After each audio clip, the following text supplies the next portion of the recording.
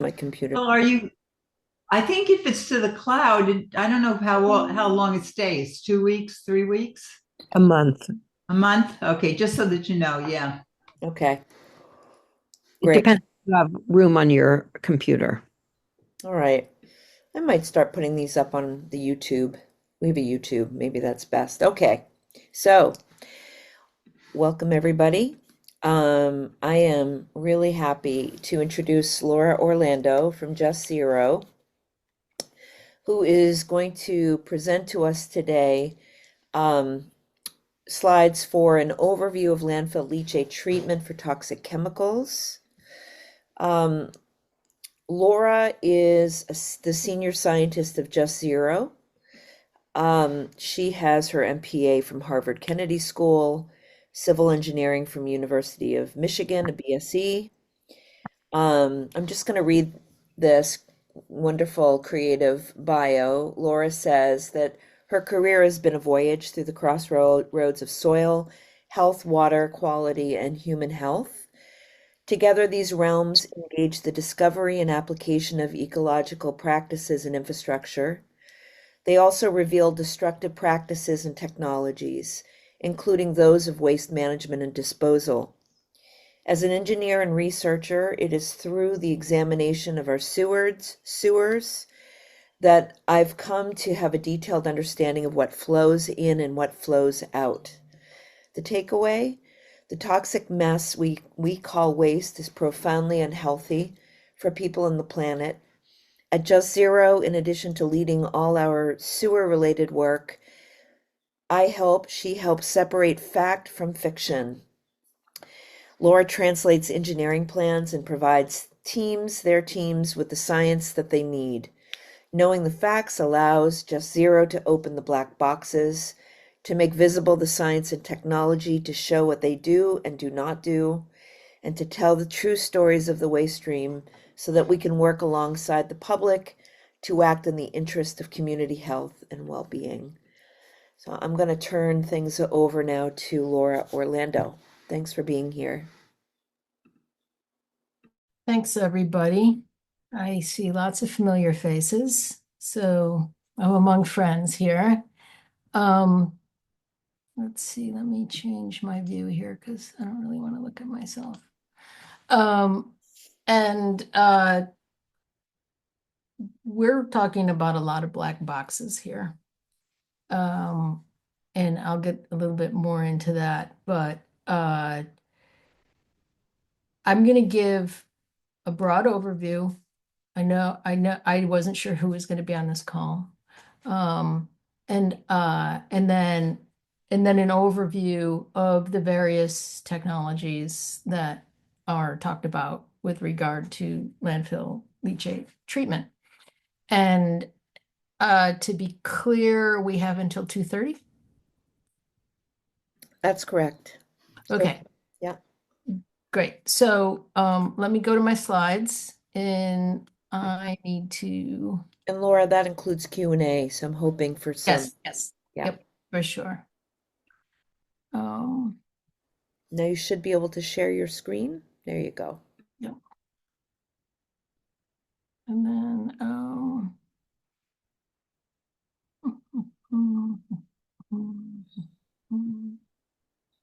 okay.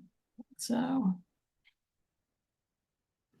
when We can see. yeah, okay. So when we're talking about PFAS in particular, and I'll get into the broader toxic chemical piece in a sec, but when we're talking about on landfill leachate treatment, right now, the conversation in the United States around landfill leachate treatment, that is not biological treatment. That is not like old school treatment of landfill leachate for, for instance, soluble organics. We're talking about PFAS. The discourse in this country is not about dealing with phthalates. It's not dealing with pharmaceuticals. It's not dealing with all of the thousands of other synthetic chemicals that are in landfill leachate. What the discourse is about is when landfill leachate treatment is discussed or advanced treatment, we're talking about PFAS. And you can see in this little picture here the sources of PFAS. Indirect source, there are two of them, wastewater treatment plants in landfill leachate. So that is to say, landfill leachates are a very significant source of PFAS in this country, a dispersal, if you will, of PFAS. The types of landfills, 7% are hazardous, 93% are not hazardous, meaning construction, demolition, industrial, and municipal. Industrial simply refers to anything that's not C&D or municipal. Hazardous waste is federally regulated under RCRA, and municipal landfills are regulated by the EPA, Subtitle D of RCRA. In enforcement of the EPA rules for municipal, C&D, and industrial, which I'm going to just refer to as municipal landfills moving forward, is by states. Landfill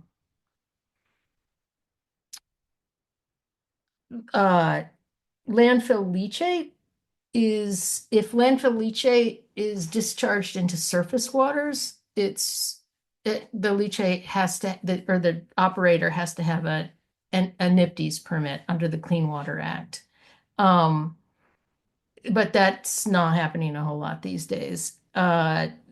Otherwise, there are a few states that have looked at reducing PFAS in landfill. Michigan comes to mind, but in the EPA had put forward some potential regulations in 2023, but to the best of my knowledge, which somebody should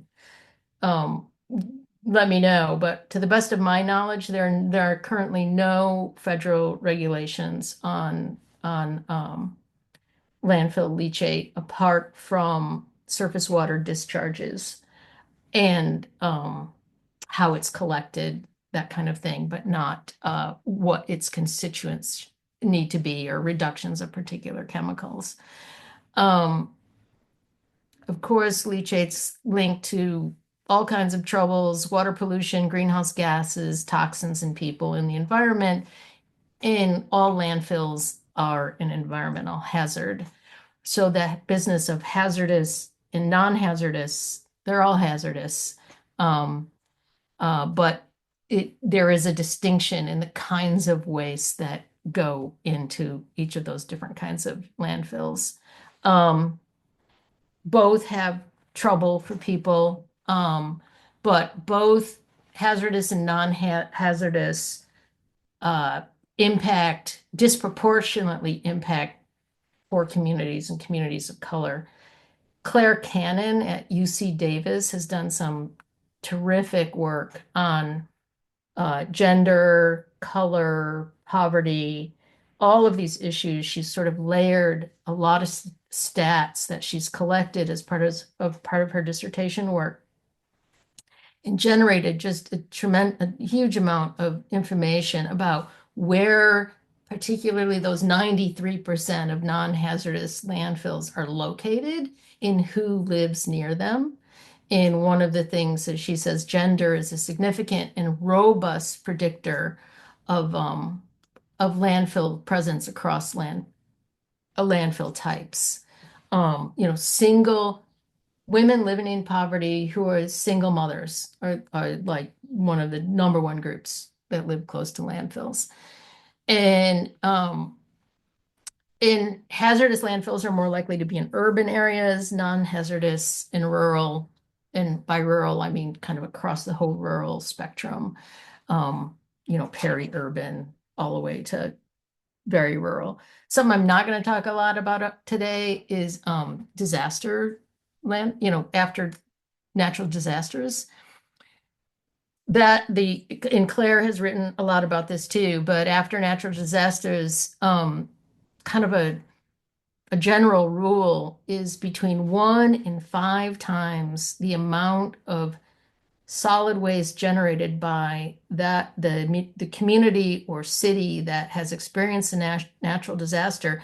1 to 5 times that waste per year is generated out of that single natural disaster.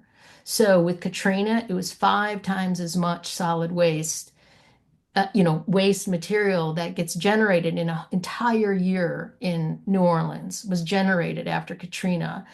And hazardous, non-hazardous, that kind of goes all out the door.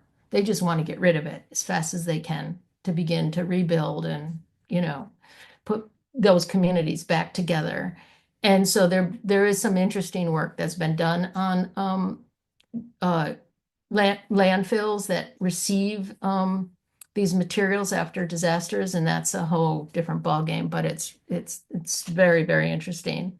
That material disproportionately goes to the southern United States. Um, let's see. Uh, there's all kinds of estimates in how much PFAS gets transported with landfill leachate, but it's in the pounds per year. Um, reminding everyone that there is no safe level of consumption for PFAS at least in our drinking water. We know the maximum contaminant level goals are 0. Um, and so when we talk about pounds, it's almost hard to kind of wrap your brain around. We know that concentrations of PFAS in landfill leachates more than 10 times higher than the influent of wastewater treatment plants. And we know that landfill leachate, when it goes to wastewater treatment plants, it significantly increases the concentration of PFAS in that wastewater treatment plant. And there's some good studies about that as well. And then just a reminder to everybody, PFAS are not removed by current wastewater treatment plant technologies. In fact, concentrations of PFAS are higher in the effluent, which is the treated wastewater, than in the influent. Studies peg that as much as 19 times higher. There's one particular study, but it's significant. It's a factor of 10 often. And that's in the effluent. That's the treated wastewater. We're not talking about the sewage sludge, which also has a considerable concentrations of PFAS. So what that is saying is that sewage treatment plants are essentially manufacturing PFAS. How are they doing that? They're doing it because of the precursors that are going into the plant. Those precursors are also in landfill leachate. That is not being written about, is not being discussed. It's like the issue around precursors, both in landfill leachate, the precursors to PFAS, the building blocks, like fluorotelomers that are used in millions of pounds by industries in the United States, that those precursors, the the PFAS has really only popped up on the radar screen in around 2008 when it came to wastewater treatment plants. And in their discussion in landfill leachate followed that. And there's definitely great science out there about the precursors, little bits here and there, but in terms of treatment or prevention, not part of the discourse at the moment. Should be, but it's not. So again, this is 2013. It's only gone up. We're talking about hundreds of kilograms of PFAS generated at U.S. landfills. We're talking, what are the dominant species depends on the paper you look at. But definitely shorter chain than longer chain because they move better through the water matrix. But it doesn't mean the longer chain aren't there. They're there in very high concentrations. It's almost like if you look for it, you'll find it, right? And the concentrations of PFAS and landfill leachate really vary by region, by climate, by season, by the age of the cell. There's a lot of different factors that'll influence what you're looking for and also what you're looking for. I mean, the EPA has methods for testing for 40 different PFAS. Um, there's thousands in the landfill leachate. So it's really important when we talk about treatment that we're clear about what we're wanting to treat. PFAS is a family of chemicals of 15,000 and counting. Um, Someone will say, we treat for PFAS, and they're talking about maybe PFOS, right? Or PFOA and PFOS. So it's inquiring and getting down to the what one is treating and not being satisfied with PFAS as a broad category is very important for us. I just am plugging this paper that Kevin Boudris at Just Zero wrote, addressing the toxic misconception that it has to go somewhere. This is about moving towards um, closing landfills, this paper. And so I just want to bring it all to your attention. So what are the contaminants? It depends, as I mentioned, on the precipitation, the age of the cell or the landfill, of course, the waste type and composition, and then what I'm calling the unknown factors. How was that toy made? What's in it? How is that boot treated? I got boots in a landfill, but are they boots that were treated with PFAS for to be for waterproofing? Do we really know what goes into the trash? And so the unknowns, I think, is an important part of this story. And uh,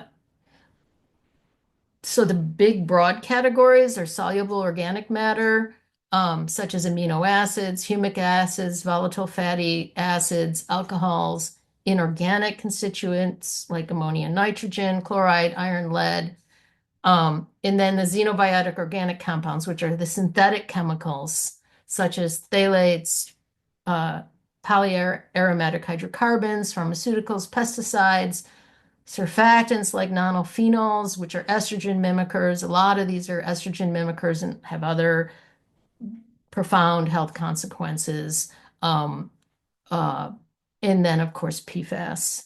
So we're concerned in this conversation about the synthetic chemicals.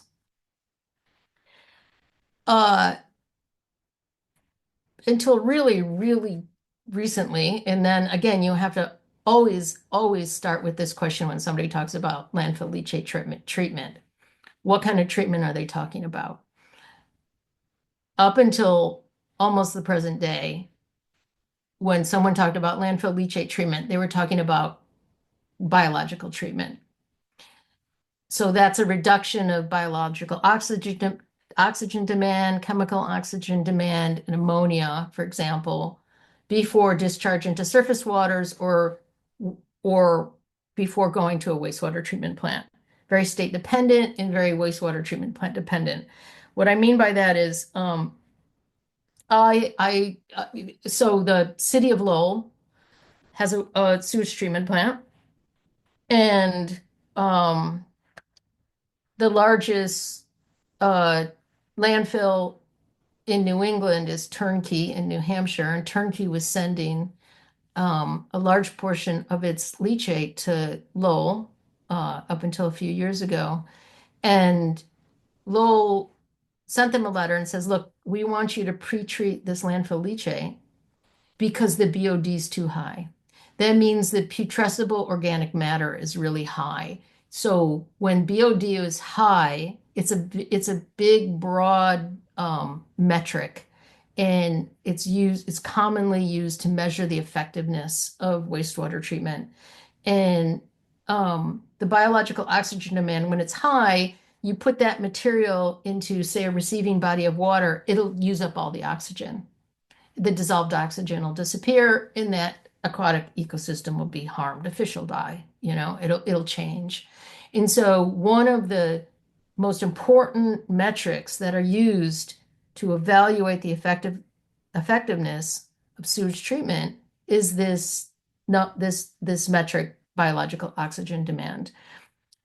And the BOD is often very, very high in landfill leachate. So conventional landfill leachate treatment has been about lowering that BOD broadly, right? And it's the stuff, it's lowering the things that the wastewater treatment plant in its permit has to pay attention to. So they say, "Geesh, we don't want your millions of gallons of leachate throwing us off our numbers because, we got things dialed in and we get 20 million gallons from Seneca and that's going to throw us off our numbers this month. We don't want that to happen. We want you to pre-treat it." And so that's what treatment has meant for a long, long time. And it's only 6% of US landfills have on-site leachate treatment. So you can't even, in many, they're often the bigger ones. But you can also, if you're the landfill operator, you can say, I'm not going to send it to Lowell. I'm going to send it up to Maine, right? Or I'm going to send it over to Buffalo. I'm going to send it to somebody. They're not worried about their BOD. And that's why the work that we've seen, you all do, where you're showing that landfill leachate's going to all kinds of different places. Seneca goes to 5, 6 different places. They're they call and they say, "Oh, no, we can't take it this month," and they send it someplace else, right? And then, of course, transportation costs, all of those things are, I'm sure, included in there. But a lot of it is just kind of like, who wants it this month, right? Who doesn't want it this month? Biological treatment is ineffective for chemical contaminants like PFAS. It's the biological treatment's very similar to sewage treatment. Sewage treatment also is ineffective for chemical contaminants, and including PFAS. So what is effective? And again, landfill leachate treatment for toxic chemicals, nobody's treating landfill leachate for toxic chemicals except for PFAS. Why? Because of all of us. Well, because of the public's justified worry about pollution from PFAS. And so the best practice is start with that biological treatment because it helps remove suspended solids and other contaminants like heavy metals that can foul the membranes. So whenever we talk about landfill leachate treatment for PFAS, all of those different treatment technologies can get mucked up and fouled. So one of the challenges, landfill leachate is a really complex matrix. It's unpredictable. It's got all kinds of organics in it that can muck up membranes. It's in that way, it's similar to the sewage in that it's an unpredictable mix of materials, but it's always a real mix of materials. And nano and ultra nano membranes just get fouled up really quickly. So you got to do something first to make sure those membranes aren't fouled up. And once you do that, then you can implement the most commonly engaged treatment technology. It is a filter called activated carbon or granulated activated carbon, GAC. It's the most widely used.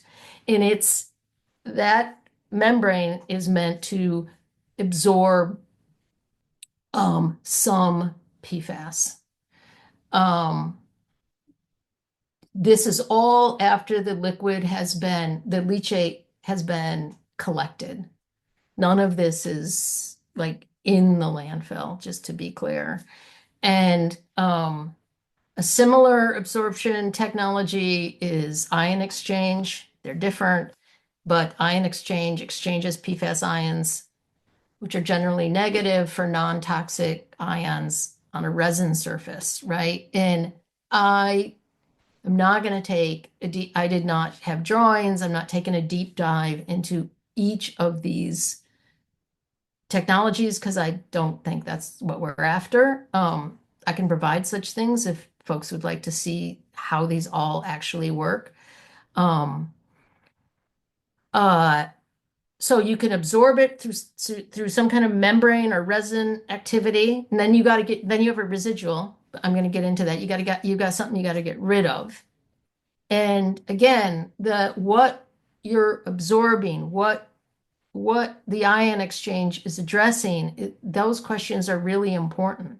So ion exchange and activated carbon may reduce PFOA and PFOS by 90%, but many other PFAS compounds are going to be present, whether they're short chain or long chain, depending on the actual constituents in the landfill leachate, whether whether the resin in the GAC filter are properly maintained, a number of different things. So you've got to always ask, what are we after? What are we trying to treat? Or what are we trying to, what are our goals? That's super important, all of this.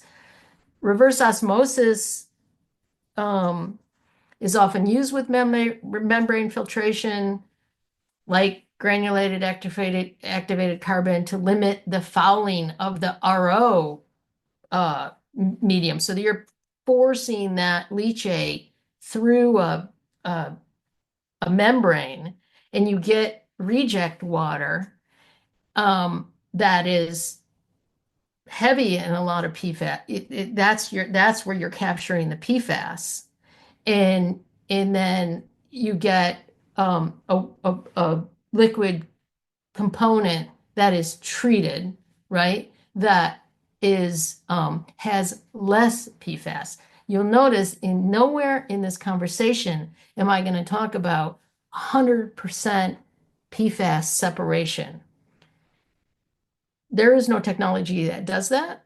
There is no combinations of technologies that do that. And there is no PFAS, there is no, most of these are separation. PFAS destruction is, I was going to say a pipe dream. PFAS destruction, there can be PFAS transformations where you might not find PFOA, but there are toxic byproducts. So there are intermediaries. So the destruction could mean the transformation of the long chain into short chain PFAS.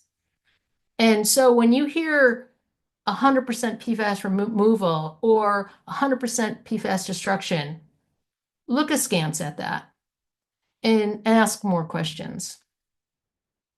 Some of the issues with ion exchange are resin fouling by organic matter, high capital costs.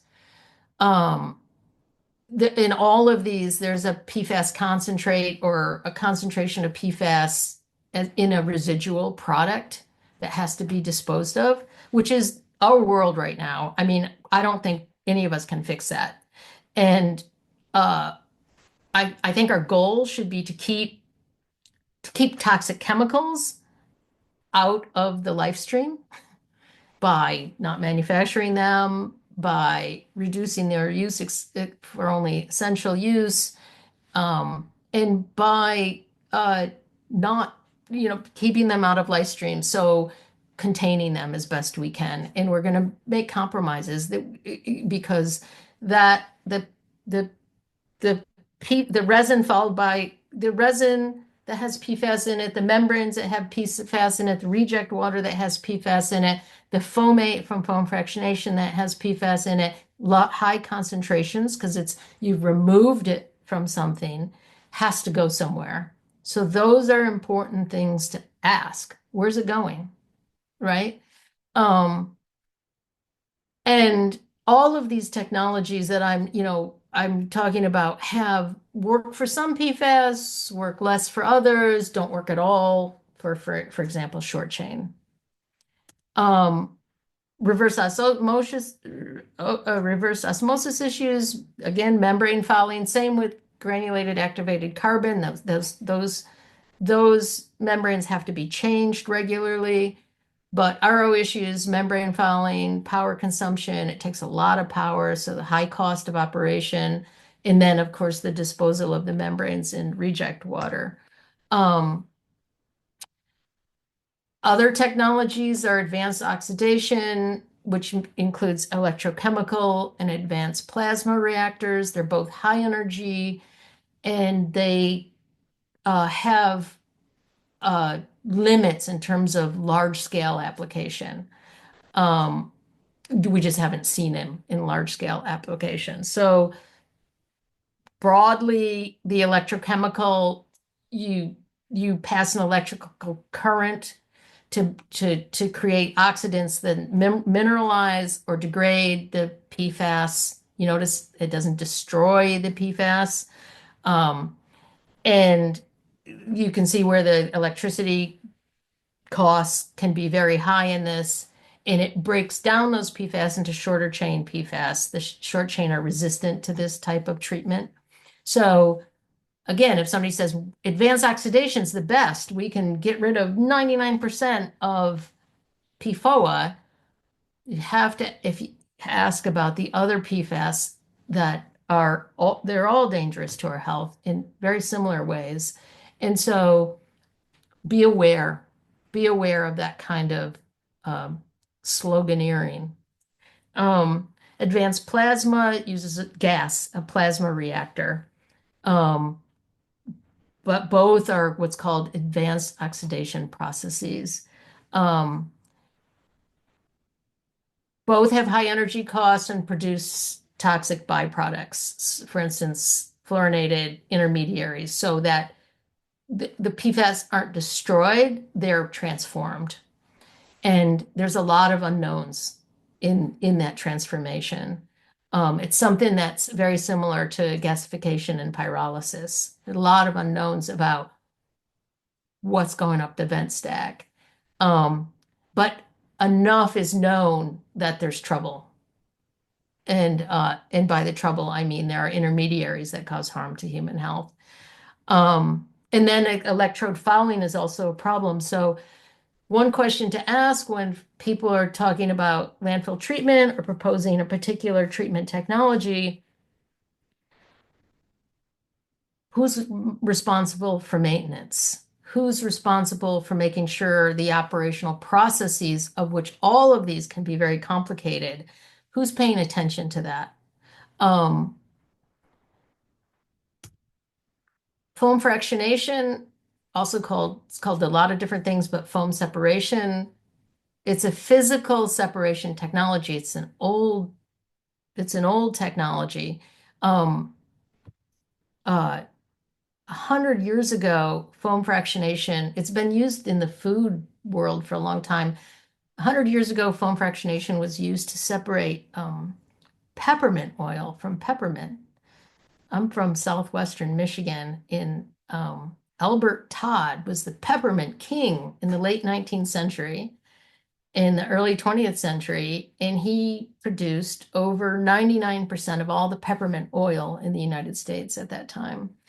And he used foam fractionation to separate the oils from the peppermint leaves. So this technology has been around for a long time.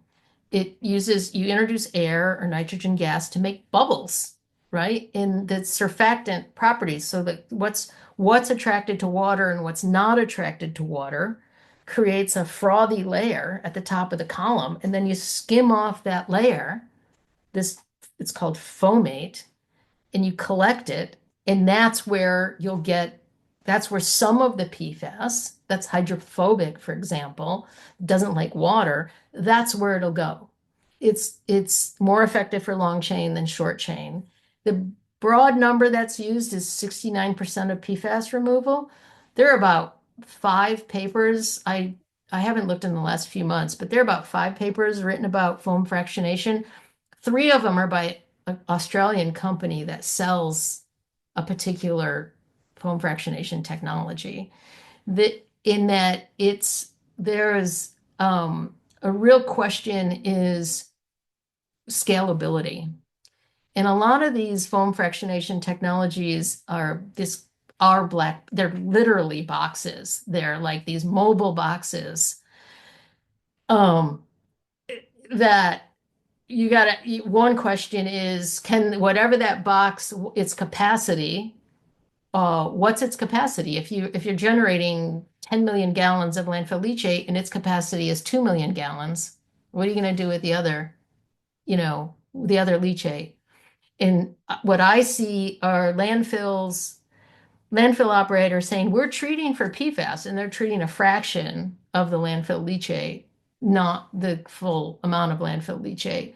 So there's a lot of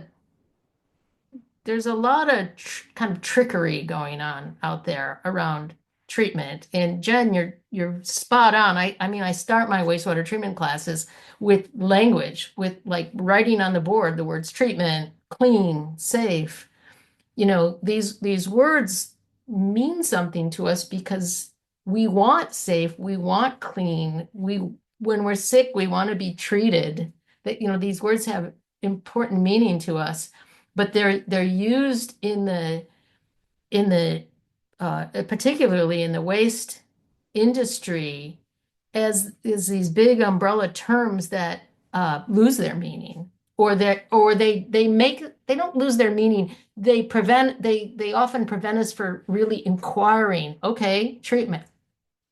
What kind of treatment? What are you treating for? How do we know how effective it is? What are the goals? How are we going to evaluate that treatment? And those are really, really important questions as we think about landfill leachate treatment. Um, you know, Again, I think I just mentioned all this. It's less effective foam fractionation for short chain. You got to deal with the fomate. You got to get the operational parameters right. You got to make sure it's to scale. It's treating everything that you want to treat. And and right now we're talking about very limited pilots for it. Foam fractionation wasn't included in the 2020 PFAS treatment study done by EPA because they said it just isn't far enough along. Um, um, Treatment trains, that language is often used to talk about different treatment technologies in series. So, for example, biological treatment in reverse osmosis used together is a treatment train. Um, oops. Um, uh, the treatment combination depends on the treatment goals, the feasibility, like affordability, maintenance, all of that sort of thing. But again, those treatment goals are really, really important. And so what what are the treatment goals? Don't be satisfied with PFAS treatment, right? Okay, what kind of PFAS are we talking about? Are we talking about long chain, short chain? What are the PFAS compounds that this particular treatment technology has proven to address, and at what level? Those are completely reasonable questions to ask. Um, and you can start with long chain, and then you can say, what about short chain? Which long chain? Which short chain? At what treatment levels? What are the factors that influence the different, is it 69% under some conditions and is 88% other conditions? And then I want to remind everybody, a 69% treatment level for 6 long chain PFAS, when you have 69% of what? When you're talking about 10,000 parts per billion, you've still got a profoundly dangerous poison with 31% left over. So those percentages, you have to say percentage of what, right? And you know, these are important parts of the questioning and evaluation that we have to include when we talk about landfill leachate treatment. You know, how will the technology be evaluated for effectiveness? That is left out right now. It was left out in Vermont when Casella was given money by the state of Vermont to explore foam fractionation. There was no um, consideration for how that would be evaluated for effectiveness. You know, what are there technology-based effluent limits? Are you trying to hit a particular target for a particular number and type of PFAS compound? All of those are really important because then how do you know if your treatment technology is effective or not? Um, what are the concentrations of the effluent from the treatment process that are considered effective? Can it be scaled? Um, uh, can it be maintained? How will this be evaluated? How will you know it's working great the first time you get some readings? Let's move forward in a year. How do we know it's still working? So what are the um, how are we going to best understand maintenance? And one way to do that is make sure that the effluent base limits and the effectiveness are transparent. If it's not working, it's not gonna separate the PFAS that you're looking for it to separate. Um, how will the residual waste, the PFAS contaminated residual waste, fomate if it's foam fractionation, the membranes if it's granulated activated carbon, the reject water if it's reverse osmosis, how will that be managed? Um, and is the technology actually ready to be implemented, unlike foam fractionation? And if it's foam fractionation, then you add that on to a treatment train. You know, can it be effective? I think foam fractionation has a role, but not as a standalone technology. And ultimately, closing the landfills is the thing to do. You, you, this little chart just shows you go from to 2% the amount of leachate once a landfill's capped, depending on where it is, the precipitation, the kind of cap. But you get a lot less. The point is you get a lot less leachate when you close a landfill. So let's make fewer landfills and close as many as we can. And I can stop sharing screen. You can, Rebecca, you mentioned StreamGo. Kind of to wrap this up, so we have time for questions, is, when I went real quick and looked, and they say 100% PFAS removal, zero impact on the environment, and fail safe are the first things that come up when you Google StreamGo. That is a red flag right there. And so my questions are, is this proven for a complex matrix like, landfill leachate? Show us the numbers, all of those things I talked about, which PFAS, how much separation, you know, um, on and on, just all of those things. I have a bunch of questions around that, but that's a red flag. And I think that is what we're seeing. And there's a excitement in the waste industry for the amount of public funding that is anticipated to go for landfill leachate and sludge and effluent, sewage treatment plant effluent treatment for PFAS. And I think what we're going to see are a lot of stream goes, a lot of 100% destruction, no environmental impact. You put it in this box, it comes out great. And that's what we're looking at right now in the landscape. And I think it's up to us to try to make it more real, ground it, and be more clear about what we're after. Thank you so much, Laura. It's super sobering, but it's critical that we are centered in what's true so that we can advocate properly. So thank you. And I'm going to unpin you so you can all come together here. So we have about 15 minutes or so for questions.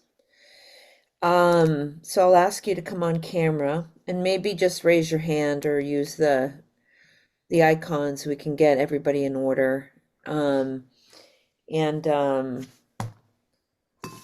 yes, so thank you. Go ahead, Joseph.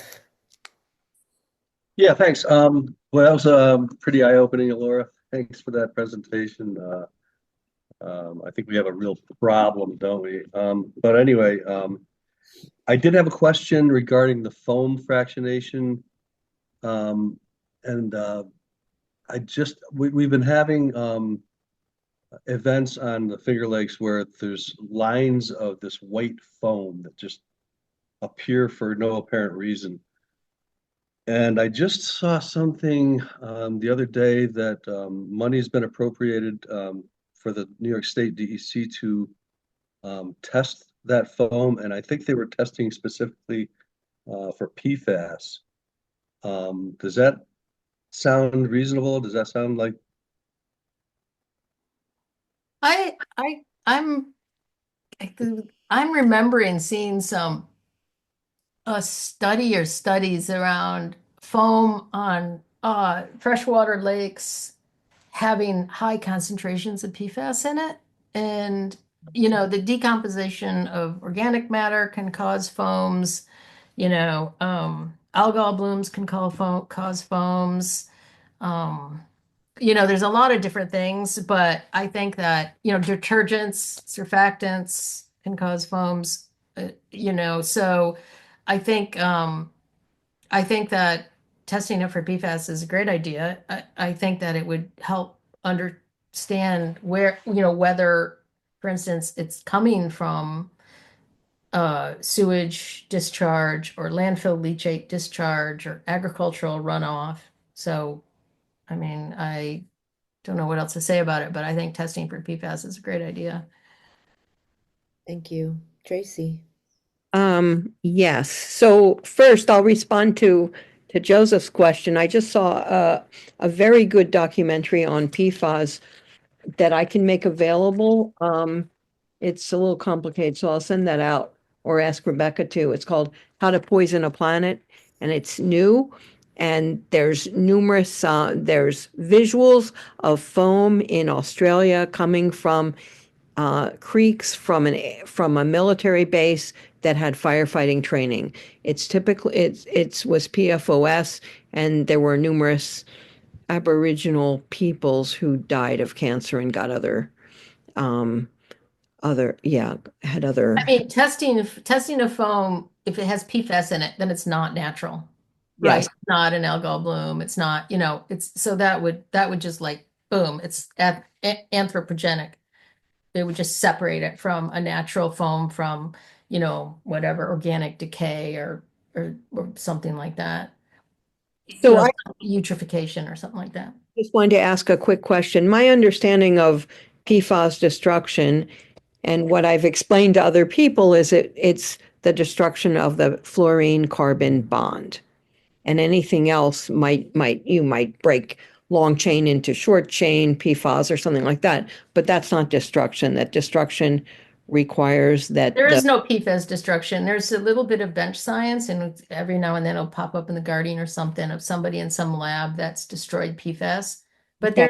there's no technology no commercial technology out there, including pyrolysis. There is no PFAS destruction. There are byproducts that are unknown from it of Right. changing those change, but there's not a poof, it's gone. Okay. Unfortunately, I'm all for poof, it's gone. I'm looking for poof, it's gone. Don't get me wrong.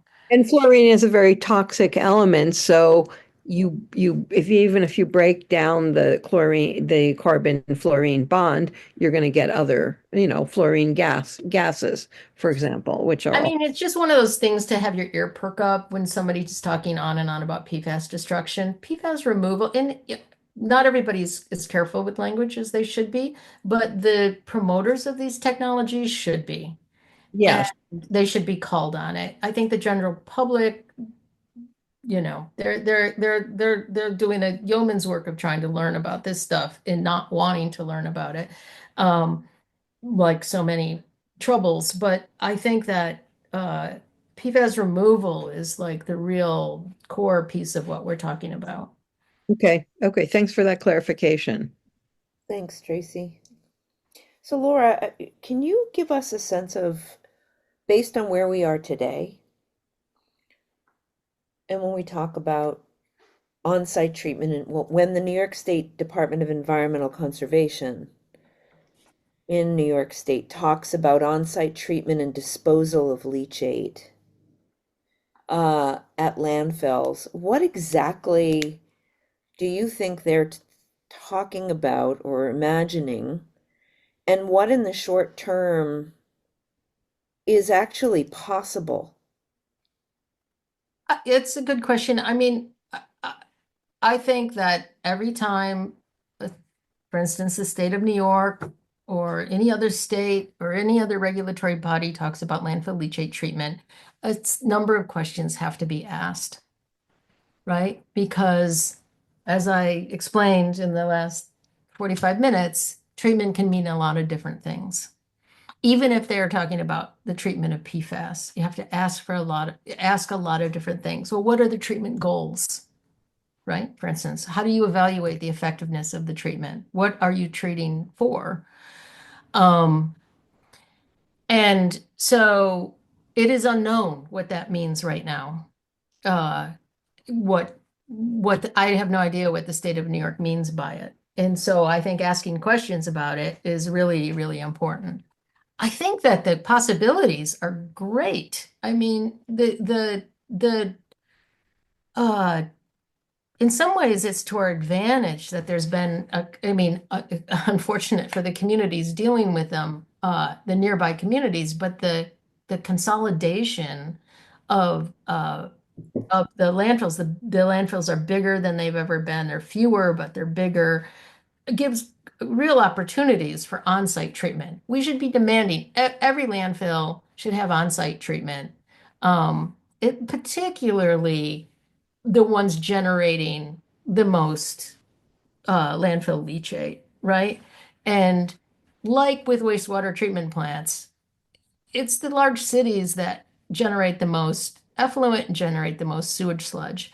And so I think that on-site treatment and then defining what that treatment is, which is not all that hard. We know these treatment trains don't get rid of 100% of all PFAS because we don't even know how to look for all PFAS, right? But we know that treatment technologies in series can be very effective at reducing uh, several of the PFAS that are of concern. And so let's do that. As we learn, we're continuing to learn. Let's do that. Let's demand it. I mentioned Turnkey, the largest landfill in New England is owned by Waste Management Inc. It's in New Hampshire. There's Casella owns a large landfill in Vermont. These are really, really easy. It's very easy, environmental and public health, easy argument to say, look, you can't send your landfill leachate to a wastewater treatment plant until you do the following things. Let's define what treatment is. Yes. Just a quick follow-up question on that. You reduce X, Y, and Z to these levels that you will test quarterly. You will provide that information in a transparent way to the public, or to the regulating authority, preferably the public. If you're not meeting those goals, then this will happen. I mean, we could address that. We could put forward ideas around that, regulations around that very quickly. Just a quick follow-up. So some of our partners who live in communities with massive landfills hear the term on-site treatment, and as you've said, There's no technology right now that actually destroys these PFAS chemicals. So for those who are concerned about what do you do with that concentrate, if you remove it from the leachate, does it go back into the landfill? Does it make the landfills more toxic for the communities that live nearby the landfills? Like maybe you don't have a solution to that, but these are some of the questions that have been raised by um did my did I freeze? Oh, no.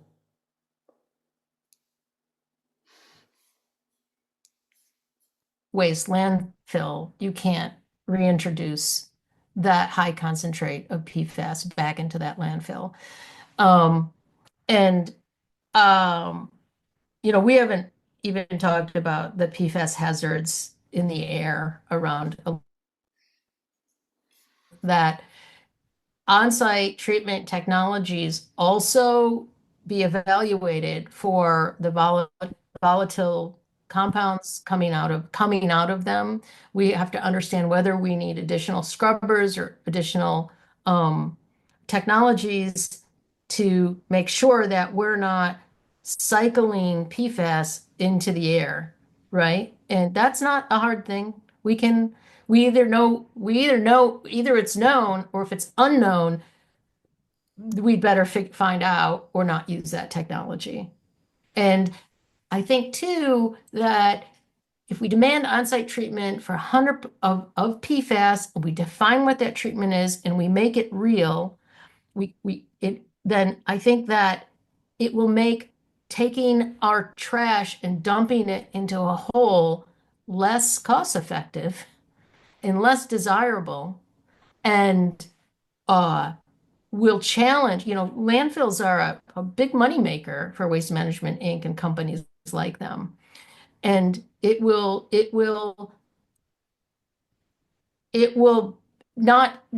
no longer be able to externalize those costs onto the public. That's what we're talking about, is to end the externalization of the real costs of operating a landfill and that external cost to the public and bring it back to the corporation.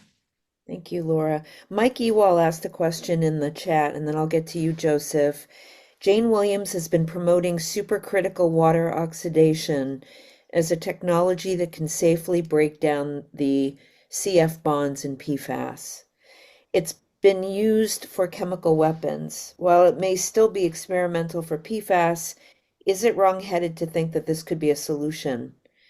And then Mike shares a link of what's being done in San Diego. I have got to turn off my camera. My Wi-Fi is unstable. It's the only reason I'm off. And I don't want anything to happen to the Zoom. So I'll pause there. I read about it. It's a technology that is unproven to scale. I would like to see more happening with it, right? And so it's another of the oxidation technologies. It's expensive.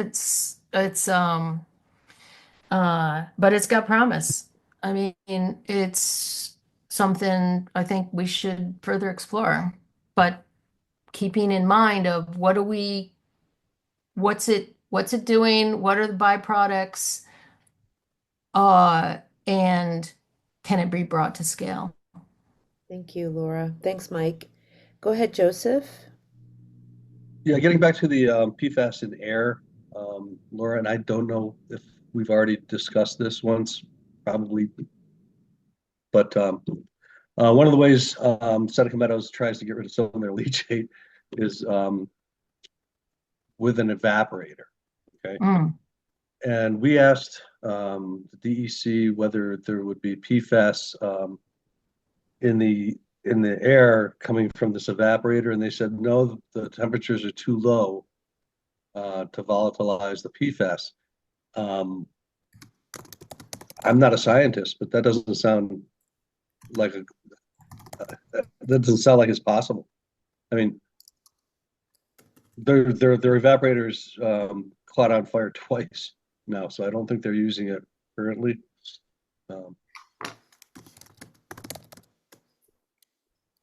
And I don't know enough about evaporators to be able to tell you on this call whether it's what's going on with that. I'm glad to look into it, and I hope I didn't say that before and never did.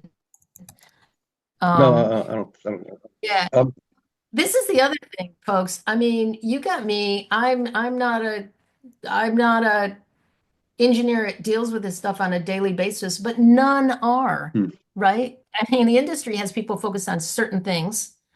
Um, uh, but nobody's looking at this whole big picture. I mean, you guys have more expertise than a lot of including engineers out there. And so just keep that in mind. This is all pretty very new stuff. The evaporator, I would think that the concentrate would have plenty of PFAS in it. Are they saying that the concentrate doesn't? Or are you worried about what's going off into the air?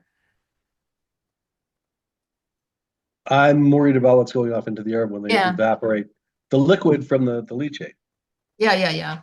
So I mean, what's the boiling point of water? 212 degrees Fahrenheit, 100 degrees Right. centigrade. Um, Yeah. I I can't hmm, speak to it. hmm. So it's 2:29. See if I can come off. Um, are there any other questions? Or otherwise, we should process and wrap. And certainly, if there are follow-up questions, Laura, can we communicate with you via email? Would you be open to that if we have questions? Of course. Okay. Could you, would you mind dropping, oh, your email is, by the way, so Laura's email is in the coalition's running agenda. Um, so if you want to reach out to Laura directly at Just Zero, you can. There any final questions?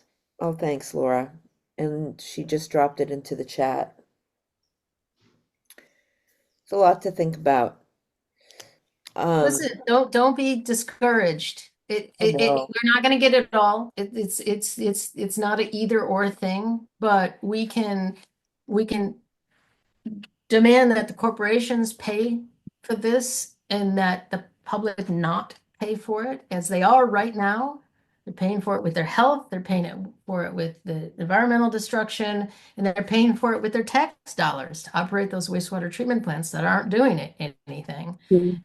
And in that, the more these externalities are absorbed by the corporations, the more they're going to think about Right. expanding their landfills and creating more landfills. So this is part of that fight as well. Yeah, and I'm just glad that we're all together and that we're organizing and connecting with one another. And that is that is what we need to do. So with that, I'm going to pause and first I'll thank you, Laura, for your time today. And it's been very, very helpful.